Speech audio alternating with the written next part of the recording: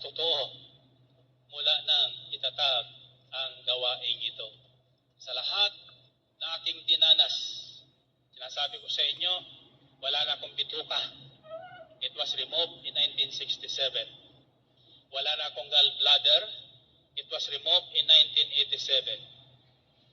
Ang aking kanang braso, bakal na po ito, sapagkat ito po ay nabali in 1997.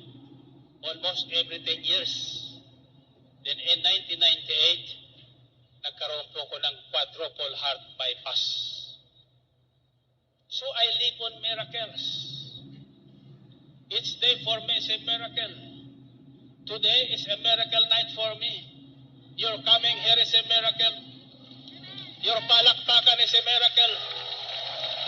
Yung sigawan is a miracle. Ang pakikinig nyo is another miracle. Life is full of miracles. And this is my prayer for all of you who came and those who are listening on DWX Radio. And I'm inviting all of you who were not able to come here. Kayong hindi nakarating dito sa Ambel City. Huwag niyong sasabihin wala kayong pamasahe. Higit pa sa pamasahe ang ibibigay sa inyo ng Panginoon. Amen? All you have to do is decide. Decide to be with God. Lahat yan nasa ating desisyon. If you decide to come early, you can come early. Amen?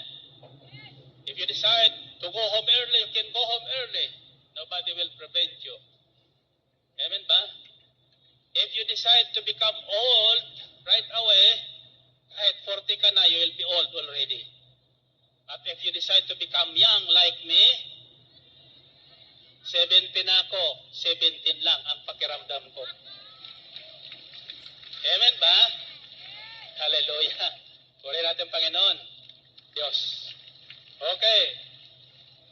Now, so iyon po ang unang mensahe doon.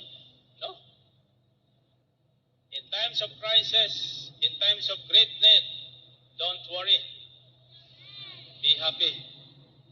Lapitan niyo si Jesus. Huwag kayo lumapit sa kapitbahay. Huwag kayo lumapit sa 5-6. Huwag kayo lumapit sa inyong mayor. Huwag kayo lumapit sa inyong congressman. Huwag kayo lumapit sa inyong senador. Ang mga yan, pag eleksyon, malapit sa atin. Pag nakapwesto na, nakikita niyo pa ba?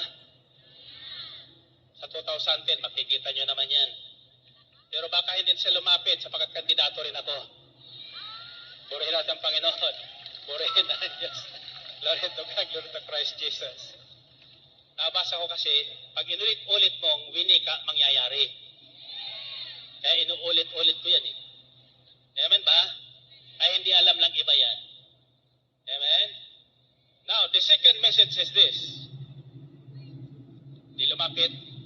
Alam ni Mary kung sinong lalapitan eh. Kaya hindi siya kinabahan eh. Sinabalisa. Diretso siyang lumapit sa Panginoong Jesus. Alam niya yun lang makabibigay ng lunas sa pangangailangan. Amen ba? When you are in need, you come to Jesus. He will supply all your needs according to His riches in heaven. Ayon sa kanyang kayamanang natatago sa langit. Kayamanan ng Panginoon, natatago sa langit. Pero mawi-withdraw natin dito sa lupa. Ngayong gabi, magwi-withdraw tayo. Sinong gusto mag-withdraw? Pakinggan niyo kung paano kayo mag-withdraw. Nakikinig kayo? Second message is, ang panalangin may pananalig at walang pag-aalinlangan na inilalapit kay Kristo ay hindi natatanggihan. Narinig niyo? Ang panalangin bunga ng pananalig at hindi nag-aalinlangan na inilalapit kay Jesus ay hindi natatanggihan.